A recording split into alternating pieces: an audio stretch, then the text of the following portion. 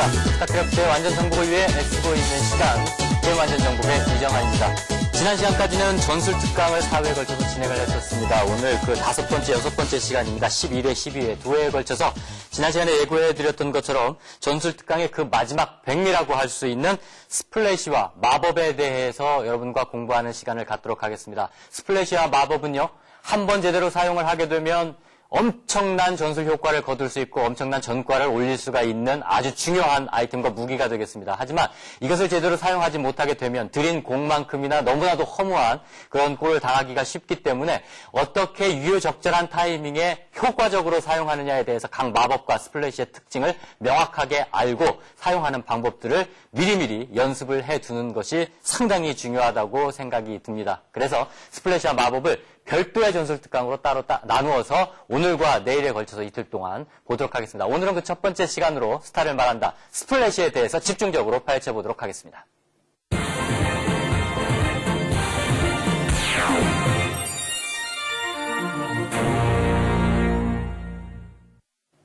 네, 제1교시 스타를 말한다. 오늘은 스타 유닛의 공격 무기의 특징 중에 하나인 스플래시에 대해서 집중적으로 공략합니다. 마법과 스플래시는 상당히 비슷한 점도 많고 서로 다른 점도 많습니다. 어떤 유닛들은 스플래시 공격 무기를 가지고 있고 어떤 유닛들은 똑같은 고급 유닛이기는 합니다만 마법 스타일의 공격 무기를 가지고 있습니다. 그렇지만은 마법은 공격 무기라고 우리가 얘기하지 않고 그냥 마법이라고 얘기를 합니다. 그래서 스펠캐스터라는 말을 별도로 쓰고요. 일반적으로 스플래시는 공격 무기의 하나의 타입으로 여러분들께 분류가 되고 있습니다. 그렇기 때문에 무기와 마법이 뭐가 다른 것이냐라는 걸 기본적으로 구분할 수 있는 것이 스플래시와 마법의 차이를 여러분들께서 확실히 아시는 방법이 되겠습니다. 칠판으로 설명을 해드리면서 이론 강의 들어가도록 하겠습니다. 자, 스타 유닛의 공격 무기 특징인 스플래시에 대해서 같이 얘기를 해보도록 하겠습니다. 스플래시라는 것은 말 그대로 쫙 뿌리는 것처럼 펼쳐지는 그런 효과를 말을 하게 됩니다.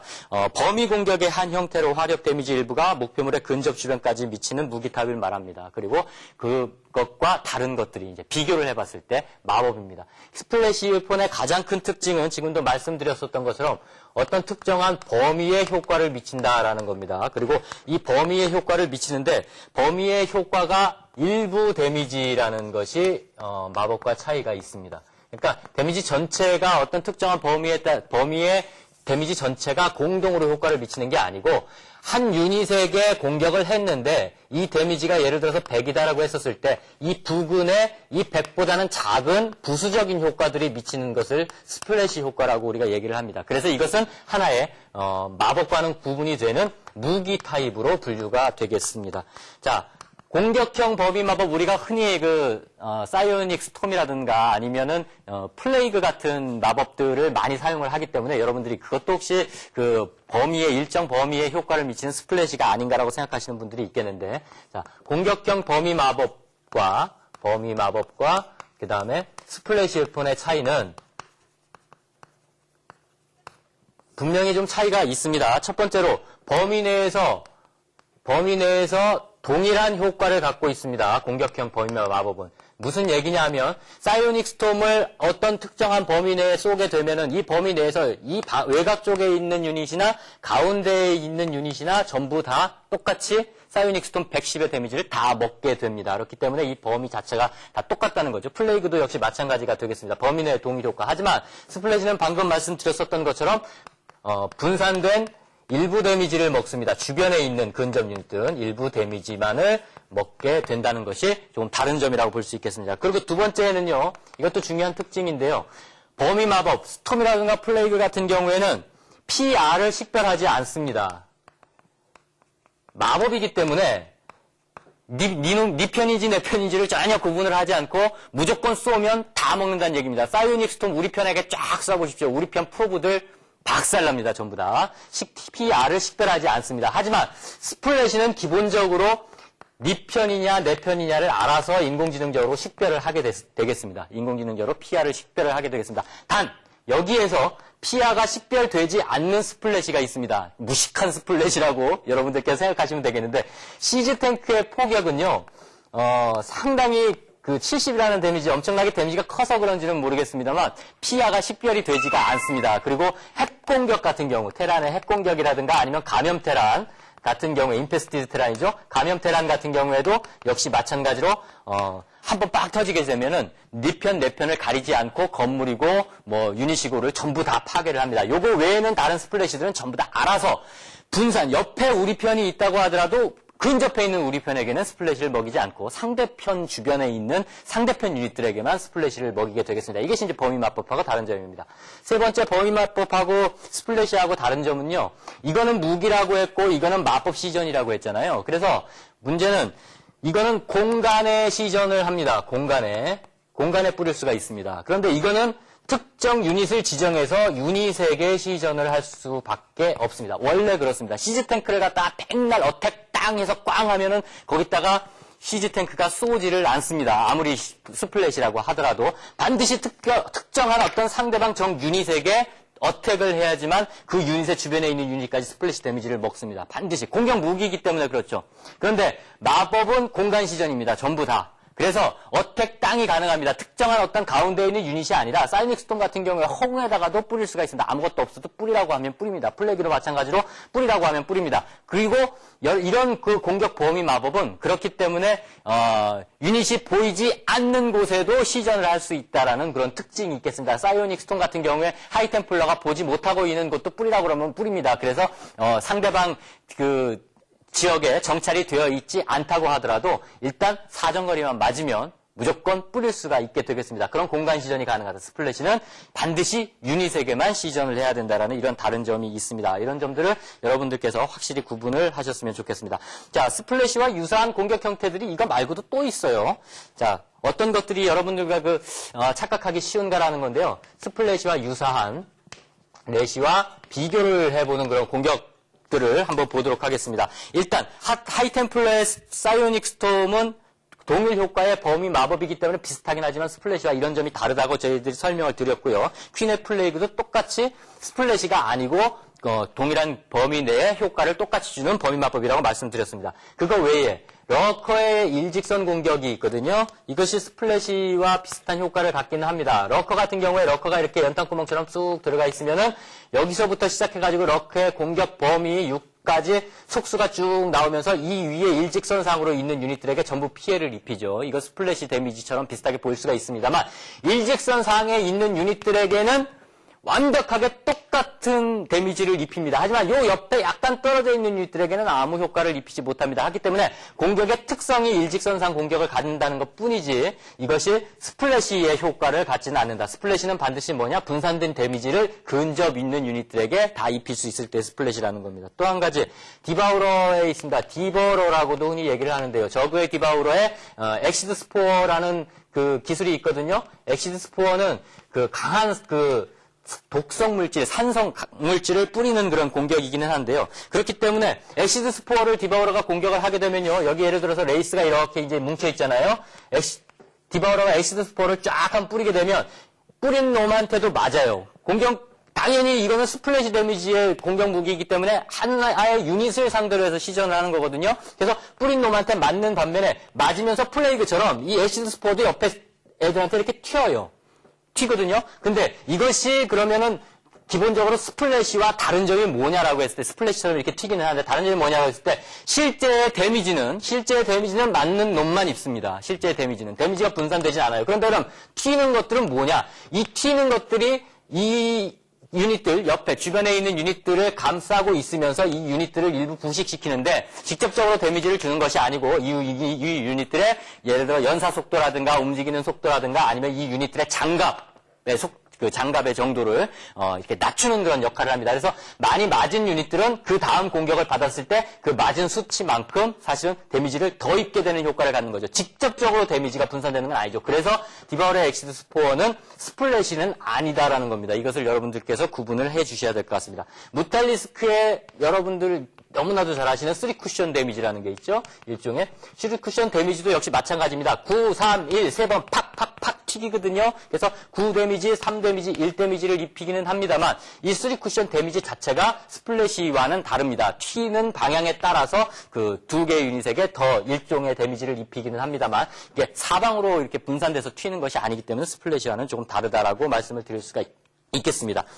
자, 스플래시 무기는 실제로 그러면은 어떤 것들이 있느냐. 그것은 이제 그 유닛들을 알아야 되는데요. 일단 제일 중요한 것이 아콘입니다. 여러분들 지난 시간에도 한번 보여드린 적 있죠. 배터리를 등에 짊어진 아콘 어땠습니까? 엄청난 저글링을 온몸으로 다 막아내지 않았습니까? 이 이유는 뭐냐면 아콘은 사정거리가 2밖에는 되지 않은 거의 근접 유닛과 같은 그런 전법을 사용을 하는데도 불구하고 저글링들이 이렇게 달라붙으면 대부분 다 그냥 져야 되거든요. 그렇지만은 실제로 스플래시 데미지가 있기 때문에 이걸 한꺼번에 다 공격을 할 수 있다는 거죠. 사이오닉 전자파의 스플래시 데미지 때문에 붙어있는 이 저글링들을 한꺼번에 다 공격을 할 수 있다는 겁니다. 커세어도 마찬가지죠. 커세어의 스플래시 데미지는 커세어가 연사 속도가 상당히 빠르기 때문에 또 굉장히 강력하고 효과적입니다. 실제로 공격력은 5밖에 되지 않습니다. 슉슉슉슉슉 하면서 그 옆에 있는 유닛들에게 전부 스플래시 데미지를 입히기 때문에 커세어도 굉장히 강력한 공격력을 갖습니다. 리버는 리버 자체가 무기를 가진 것은 아닙니다만 리버는 스캐럽이라는 자체 인공지능 폭탄을 가지고 있습니다. 이 리버의 스캐럽은 자체적으로 동력도 있고 자체적으로 인공지능이 있어서 지가 알아서 찾아서 상대방을 때리거든요.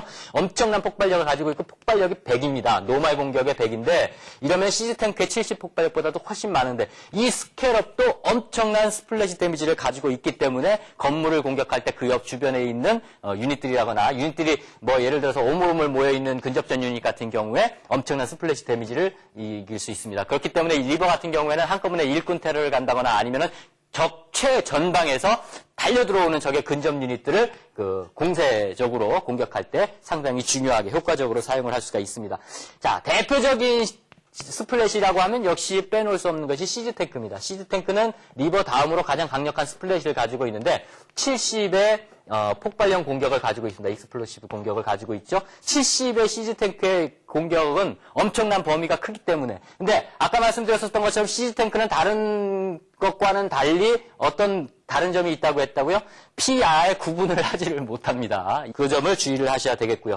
또 발키리가 스플래시 데미지가 있습니다. 발키리는 공격력, 미사일을 펑펑펑펑펑 쏘는 걸 보면은 스플래시 분위기가 있게 생겼죠. 발키리 자체도 그 주변 유닛까지 스플래시를 미칠 수가 있습니다. 그 외에 아까 말씀드렸었던 것처럼 경기에 자주 나오지는 않습니다만 감염된 테란이죠. 인페스티드 테란, 감염 테란과 그 다음에 핵 공격은 누클리어 핵 공격은 스플래시 데미지를 입힐 수 있습니다. 엄청난 범위입니다. 특히 핵 공격 같은 경우에는 실전에서는 많이 쓰이지는 않습니다만 거의 본진의 한 3분의 1 정도의 그런 엄청난 넓이. 본진의 3분의 1이라면 엄청난 넓이거든요. 그 정도의 범위를 할 수 있는 범위로만 스플래시 데미지가 입혀지는 범위로만 생각을 하면 어떠한 범위 마법보다도 어떠한 스플래시 무기보다도 훨씬 더 넓은 그런 범위를 공격을 할 수 있는 스플래시 데미지를 가지고 있다. 이렇게 생각을 하시면 되겠습니다. 자, 오늘 스플래시에 대해서 먼저 한번 쭉 알아봤습니다. 실제로 이 중에서 가장 중요한 것들을 중심으로 해서 실제 게임에서 시연을 같이 보시도록 하겠습니다.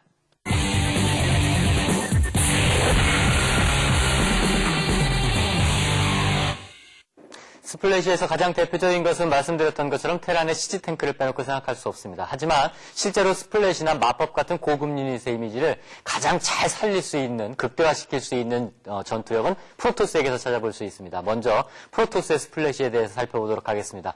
대표적인 프로토스의 스플래시 주자가 아콘이라고 볼 수 있죠. 전에도 한번 아콘이 배터리를 등에 짊어지고 저글링 상대하는 모습을 시연해 보여준 적이 있었는데요. 자, 지금처럼 프로토스가 중앙에서 저그와 전투를 붙었을 때 아콘을 활용하는 모습을 보시겠습니다. 아콘은 고급 유닛이긴 합니다만 스플래시가 있는 근접 유닛이기 때문에 레인지는 있습니다. 사정거리 있습니다만 사정거리가 2밖에 안 되기 때문에 최일선에서 적들을 제압하는 용도로 사용을 하게 됩니다. 따라서 근접된 유닛처럼 제일 앞에서 스플래시 던지를 이용해서 적의 저글링들이나 아니면 뮤탈리스크를 공략을 하게 되겠습니다.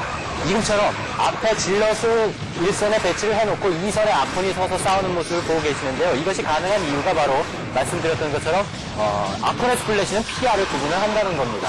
자, 무탈리스크가 지금 달려들어서 같이 싸우고 있는데, 자, 무탈리스크도 이렇게 펼쳐져서 아콘과 싸울 때는 나름대로 힘을 발휘할 수 있겠습니다만, 특성상 뭉쳐져 있었을 때는 아콘의 스플래시에 엄청나게 녹아내리는 모습을 쉽게 보실 수가 있을 것 같습니다. 자, 저글링과 무탈리스크를 지금 한 서너 부대 이상을 지금 아콘이 잡는 모습을 보셨었죠?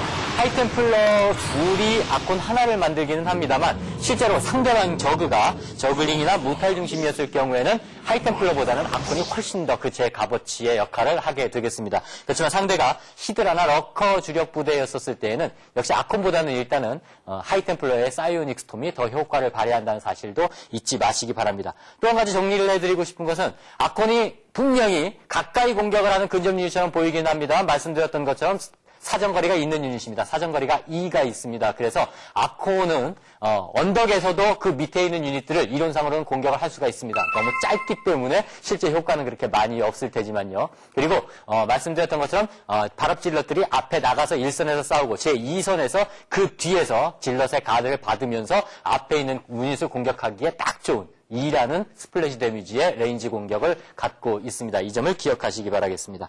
자, 그 다음에는 두 번째 스플래시의 대단한 유닛, 리버의 활용에 대해서 알아보도록 하겠습니다. 프로토스의 리버 역시 스플래시는 대표적인 유닛이라고 볼 수가 있겠습니다. 한데 리버의 공격은요, 스캐럽이라는 무기를 사용을 하게 됩니다. 이 무기가 시즈탱크나 일반적인 다른 스플래시 무기하고 다른 점입니다. 아주 특성이 있는데요.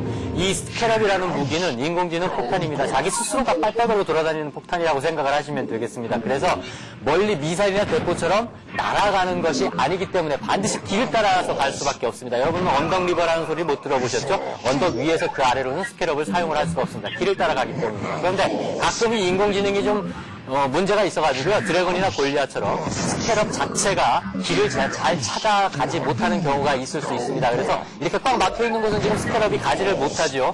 약간 뼈 터져 있다고 하더라도 그 길을 잘 찾아가야 되는데 그곳을 찾아가지 못하고 불발이 되는 경우도 상당히 많기 때문에 그런 면에 있어서는 참 운이 많이 작용한다고 볼 수가 있겠습니다. 리버는 하지만 이런 강력한 스캐럽 무기를 무기로 해서 상대방 일꾼에게 사이오닉 스톰같이 엄청난 그런 타격을 입힐 수도 있습니다. 리버를 셔틀에다 싣고 상대방 지역에 직접 일꾼이 일하고 있는 후방 드랍을 해서 상대방에게 엄청난 피해를 주는 장면을 한번 보도록 하겠습니다. 자, 지금처럼 리버와 질럿 혹은 리버와 드라곤을 같이 배분을 해서 상대방 일꾼들에게 직접적인 타격을 주게 됩니다. 리버는 역시 계속 셔틀로 아케이드를 하면서 상대방의 적 병력들이 왔었을 때 그것에 대한 피해를 줄이면서 태웠다가 다시 내려서 적당한 거리에서 다시 일꾼들에게 강제 공격을 해줍니다. 스플래시 데미지가 있기 때문에 일꾼들의 중앙 정도의 스캐럽이 터지게 되면 그 근처에 있는 일꾼들까지 한꺼번에 몰살되는 엄청난 피해를 일굴 수가 있기 때문에 스톰 2방 정도의 일꾼 전체가 피해를 입는 것처럼 리버도 스캐럽 2방 정도면 일꾼 전체를 다 잡을 수 있을 정도가 됩니다. 따라서 리버가 일단 떨어졌다 하면은 일꾼들은 일단 두말할 것 없이 바로 소개를 시켜야 됩니다. 전부 다 잡아서 옆으로 빼줘야 되겠습니다.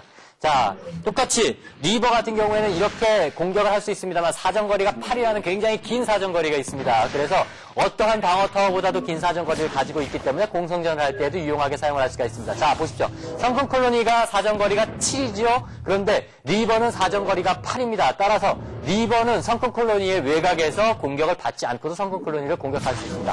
똑같은 의미에서 자, 성큰 콜로니 말고 포톤 캐논도 마찬가지입니다. 상대방 프로토스에게 공격을 갈 때에도 포톤 캐논 사정거리가 7밖에 되지 않기 때문에 리버는 8이라는 긴 사정거리로 포톤 캐논을 아무런 데미지 없이 파괴할 수도 있습니다. 역시 테란의 벙커는 사정거리 업그레이드 해봤자 6밖에 안 되죠. 리버는 벙커에 전혀 피해를 입지 않고도 공략을 할 수가 있겠습니다. 이런 사정거리를 이용한 방어타워에 대한 공성전에 리버를 쉽게 활용을 할 수도 있겠습니다. 자, 다음에는 프로토스와 시즈 탱크의 대결에 대해서 한번 보시도록 하겠습니다. 네. 아케이드를 통해서 시즈 탱크와 리버가 대응을 하는데 이 시즈 탱크도 만만치 않은 스플래시 데미지를 갖고 있기 때문에 리버가 적절하게 시즈 탱크를 대응하기 위해서는 셔틀을 이용한 아케이드가 필수적이긴 합니다. 일단 시즈 탱크는 사정거리가 12나 되기 때문에 리버의 사정거리 8을 가지고 시즈 탱크를 대응을 해야 되죠. 자, 일단 중앙에서 한번 시즈 탱크 한 대를 놓고 리버가 어떤 식의 아케이드를 통하면 시즈 탱크를 쉽게 공략을 할 수 있는지를 알아보도록 하겠습니다. 리버는 2방 정도를 때리면 시즈탱크를 파괴할 수 있습니다. 하지만 시즈탱크는 3방을 때려야 됩니다. 지금처럼 시즈탱크를 리버가 아케이드를 할 때는 기본적으로 내렸다 올렸다 하면서 데미지를 최소화하고 시즈탱크를 공략을 할 수도 있습니다. 자, 그러고 난 다음에 일단 상대방이 또 시즈 모드가 되어 있을 경우에도 역시 마찬가지의 효과를 거둘 수가 있습니다. 시즈 모드가 될 때는 움직일 수가 없기 때문에 역시 마찬가지로 리버가 내려서 한 방 시즈 탱크를 때리고 바로 한 방을 맞더라도 맞고 난 다음에 바로 타고 그 다음에 내려서 시즈 탱크를 때리면 두 방이면은 시즈 탱크를 제거할 수가 있습니다. 이렇게 시즈 탱크가 여럿이 있을 경우에는요, 이렇게 할 수가 없어요. 왜냐하면은 세 방이면은 리버가 파괴가 되는데 시즈 탱크가 석대가 같이 시즈 모드가 되어 있을 경우에는 일단 내리면은 끝나거든요. 그러다 보니까 이런 경우에 있어서 어쩔 수 없이 지금 보시는 것처럼 시즈 탱크는 가까이 사정거리가 2 그 안쪽으로 있는 유닛을 공격할 수가 없습니다. 그래서 근접 유닛을 공격할 수 없다는 점을 이용해서 오히려 그 밑에다가 바로 드랍을 하고 리버로 공략을 하게 되겠습니다. 이것도 여의치 않고 내릴 공간이 바로 옆에 없다고 했을 때에는 일단 질럿이나 드래곤을 같이 태워가서 그것으로 먼저 미끼를 던져준 다음에 리버를 내려서 시즈 탱크를 공격하는 방법을 많이 사용을 하기도 합니다. 자, 어차피 지금 스플래시 데미지를 보고 계시고 테란과 프로토스를 하고 있는 과정에서 발키리와 커세어의 그 스플래시 공격력에 대해서도 같이 비교를 해보도록 하겠습니다. 자, 지금 커세어가 굉장히 많이 준비가 되어져 있죠. 실제로는 커세어는 스플래시 데미지가 있고 연사 속도가 굉장히 빠른 유닛이긴 합니다만 기본 아머는 1밖에 없습니다. 맷집은 발키리보다 못하다는 측면이 있죠. 자, 똑같이 커세어 10기 그리고 발키리 10기가 지금 거의 개념 없이 어택당으로 싸우고 있습니다. 어떤 결과가 나타나는지 여러분들 한번 지켜보시기 바라겠습니다. 자, 상당히 많은 수의 커세어였었습니다만은 역시 맷집이 좋은 발키리죠. 발키리는 기본 아머가 2가 있고 커세어보다 많은 비용이 드는 유닛이기는 합니다만 기본적으로 상당히 높은 그런 그 스플래시 데미지를 가지고 있다고 볼 수 있겠습니다. 따라서 발키리는 이런 맷집 때문에 쉽게 다른 디바워러나 커세어보다도 훨씬 더 강력한 힘을 발휘할 수가 있는데 한 가지 중요한 것은 그겁니다. 일단 발키리는 빵빵빵빵빵빵 하고 미사일을 쏘는데요. 미사일 하나의 공격력이 6입니다. 그런데 그것을 곱하기 8개를 동시에 한 번에 쏘는 것이 한 번의 공격입니다. 그렇게 되다 보니까 40의 데미지를 폭발형 공격이기 때문에 상대방에게 40의 데미지를 주게 되는데요. 실제로 그 40의 데미지를 주는 동안에는 발키리는 움직일 수가 없습니다. 한 번 고정이 되어 있기 때문에요. 그래서 우리가 무빙샷을 하면서 쏘고 빠지고를 할 수 없다는 점을 유의하셔야 되겠습니다. 아마 그래서 발키리가 기본 아머가 2씩이나 되고 공격력이 굉장히 늘어나 있는지도 모르겠습니다. 커세어는 그것보다는 상당히 연사 속도가 빠르기 때문에 모여있게 되면 더욱 큰 힘을 발휘할 수도 있다는 것을 생각하시기 바라겠습니다. 자, 계속해서 공중 공격의 스플래시에 대해서 이어보도록 하겠습니다. 네. 커세어와 무탈리스크를 연속해서 계속 같이 보시는데 지금 무탈과 커세어는 일단 무탈은 말씀드렸었던 것처럼 스플래시 데미지가 없는 유닛이고요. 커세어는 스플래시 데미지가 있는 유닛입니다. 그것을 위에서 보셔야 됩니다. 무탈의 3쿠션은 스플래시가 아니라고 말씀을 드렸었죠.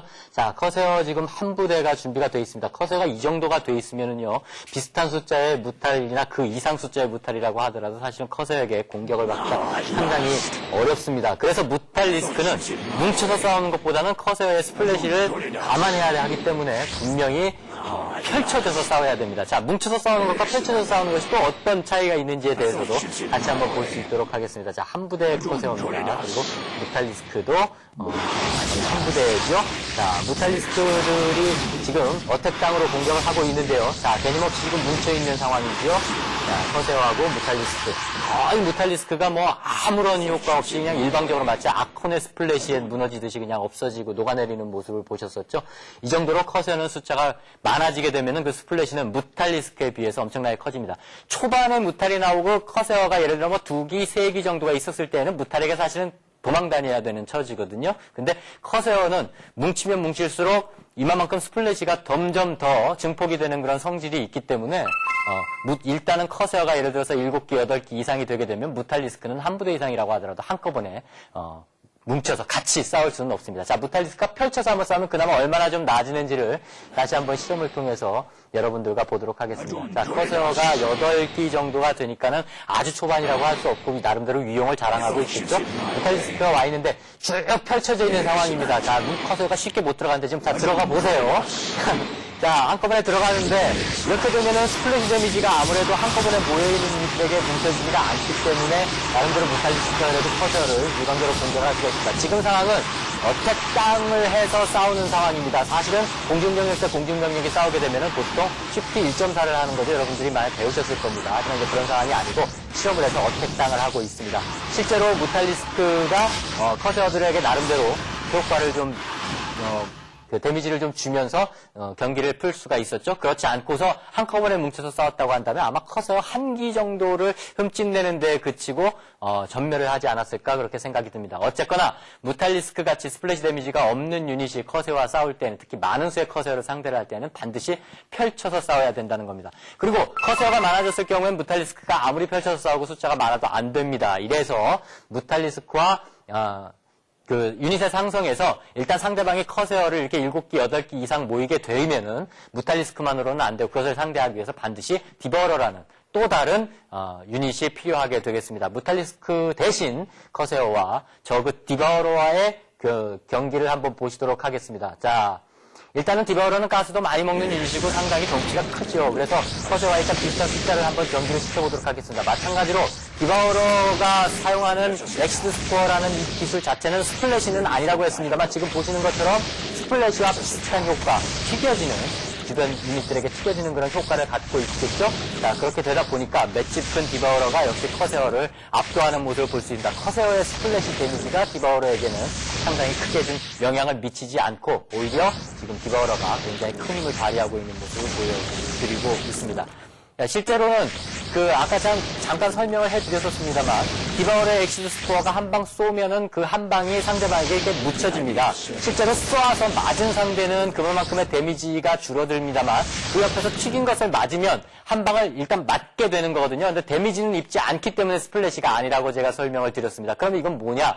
한 방을 그래도 옆에서 튀겨 맞았어요. 두 방을 튀겨 맞았어요. 그러면 이게 계속 누적이 됩니다. 옆에 있는 사람에게도. 그렇게 되면 다음에 맞았었던 유닛이, 옆에서 맞았었던 유닛이 공격을 받았을 때 그 공격의 데미지를 자기가 미리 맞았었던 데미지만큼이 더 깎이게 되는 거죠. 그러니까는 그만큼의 방어력을 일단은 옆에서 튀겨서 맞은 것 가지고 방어력을 그만큼 이제 손실을 보고 있다는 그런 의미가 되겠습니다. 그래서 애시드 스포어를 옆에서 많이 맞는 것도 정확하게 데미지를 직접 주지는 않지만 나중에 공격을 받을 때 자기가 더 많은 공격을 받아서 더 큰 피해를 입는다라는 점에서 상당히 효과적인 스플래시와 비슷한 공격이라고 보실 수가 있겠습니다. 이외에 인페스티드 테란과 핵이라는 엄청난 스플래시가 있습니다. 다 테란과 관계된 스플래시인데요. 인페스티드 테란, 즉 감염 테란은 테란의 건물을 이용하기는 합니다만 실제로는 저그의 마법 기술, 저그의 스플래시 기술이라고 볼 수가 있겠습니다. 마법 기술과 실제 인페스티드 테란의 공격 형태는 스플래시이기 때문에 마법과 스플래시가 조합된 기술이죠. 자, 지금 보시는 것처럼 인페스티드 테란을 만들어 놓는 모습을 보고 계십니다. 상대방의 커맨드 센터, 저그가 대테란전에서죠. 상대방의 파괴되어서 불화를 타고 있는 커맨드 센터를 퀸이 감염을 시키면 거기에서 인페스티드 테란을 만들어낼 수가 있습니다. 이 인페스티드 테란은 그 자체가 자폭 테러 요원입니다. 그래서 몸으로 폭탄을 터뜨리게 되는데요. 사정거리가 있지는 않습니다. 사정거리는 0이고요. 직접 몸을 부딪혀서 터뜨리게 됩니다. 자, 보시는 것처럼 인페스티드 테라는 속도가 굉장히 빠르죠. 이것을 통해서 상대방의 유닛이 모여있는 곳이나 상대방의 건물을 사격을 할 수가 있겠습니다. 상당히 스플래시 효과가 크고 특히 그 핵심 가운데에는 약 500의 스플래시 500의 그 데미지를 줄 수 있기 때문에 건물을 타격한다거나 아니면 유닛을 타격하는 데서 정말 몰살의 효과를 만들어 보일 수가 있습니다. 하지만 이것 자체는 상대방의 커맨드 센터를 먹어야 되기 때문에 실전에서 많이 사용되지 않습니다. 자, 지금 보세요. 자, 많은 범위는 아니죠. 상당히 작은 범위에서의 스플래시 효과를 지금 보여주고 있습니다. 유닛이 오물오물 모여있을 때 터쳐야 됩니다. 자, 이것 말고 테란에 또 엄청난 스플래시가 하나 더 있습니다. 바로 핵공격입니다. 뉴클리어 런치 디텍티드 이렇게 딱 나면은 여러분들 그 가슴이 철렁한 모습을 특히 다른 유저들 같은 경우에 테란에게 대적하면서 많이 느끼셨었을 텐데요. 그것이 바로 핵공격입니다. 핵공격을 하기 위해서는 기본적으로 커맨드 센터에 컴셋 스테이션 말고 뉴클리어 사일로를 달아야 됩니다. 여기서 이제 핵을 만들 수가 있는 그런 애드온 건물이 되겠습니다. 그러고 난 다음에 이것을 달게 되면 고스트를 생산해야 되거든요. 베럭스에서 고스트를 생산을 할 수가 있게 되겠는데요. 베럭스에서 고스트를 생산을 하고 고스트의 클로킹을 가지고 상대방 기지로 들어갑니다. 그래서 상대방 기지의 특정 어택 지점에다가 핵을 겨냥을 하게 되죠. 겨냥을 하고 핵을 발사를 하게 되면 쿨타임이 있습니다. 바로 핵이 떨어지는 것이 아니고 실제로 핵을 유도를 고스트가 해주고 난 다음에 본진에서 핵이 날아와서 상대방 진영에 떨어지는 데까지 시간이 걸리는데 이때 동안 고스트가 계속 살아서 핵이 떨어지는 지점에 대한 유도를 해줘야 됩니다. 자, 지금 보십시오. 누클리어 런치 디텍티드가 걸려있죠. 그러면서 빨간 점이 생겼습니다. 바로 이 지점에 핵이 떨어지는 겁니다. 쿨타임이 계속 진행이 되죠. 이 상황에서 만약에 고스트가 발견이 된다고 한다면 그 고스트가 파괴가 되고 핵은 떨어지지 않습니다. 자, 지금 계속 지금 유도를 하고 있고 핵이 지금 날아오고 있는 시간이 됐죠. 자, 핵이 떨어지니까 동시에 떨어지는 공간이고 엄청난 폭발력입니다. 무엇보다도 중요한 것은 고스트가 핵을 유도할 때 자리를 잘 잡고 있어야 되는 점입니다. 이것을 피하기 위해서는 거꾸로 디텍트를 할 수 있는 유닛들을 주변에 많이 만들어 두고 시즈탱크같이 사정거리가 먼 유닛으로 고스트를 바로바로 제거할 수 있는 그런 체제를 만들어 주는 것도 상당히 방어에 있어서 중요하다고 볼 수가 있겠습니다. 자, 스플래시 타입의 유닛들은 전투에 있어서 상당히 중요합니다. 그 화력 지원 효과가 막대하기 때문에 특히 중반 이후에는 일반 기본 유닛뿐만이 아니고 자원이 있건 없건 간에 조합을 해서 반드시 상대방을 공략을 해야 되는 아주 중요한 유닛이기도 합니다. 특히 스플래시와 마법은 아까도 말씀드렸던 것처럼 프로토스같이 소수 정예의 유닛에게 있어서 중반 이후에는 가장 핵심적인 전력의 핵심이 되고 이 한 번의 스플래시를, 이 한 번의 마법을 얼마만큼이나 제대로 사용하냐 사용하지 못하느냐에 따라서 경기를 풀 수 있느냐 완전히 무너지느냐가 결정될 수 있을 만큼 중요한 것이기 때문에 그 타이밍과 활용하는 방법들에 대해서 많은 연습이 필요하다고 볼 수 있겠습니다. 자, 다음 시간에는 마법 유닛 스펠캐스터에 대해서 마지막으로 전술 특강 마지막 시간입니다. 공부하는 시간을 갖도록 하겠습니다. 오늘은 여기까지입니다. 감사합니다. 안녕히 계십시오.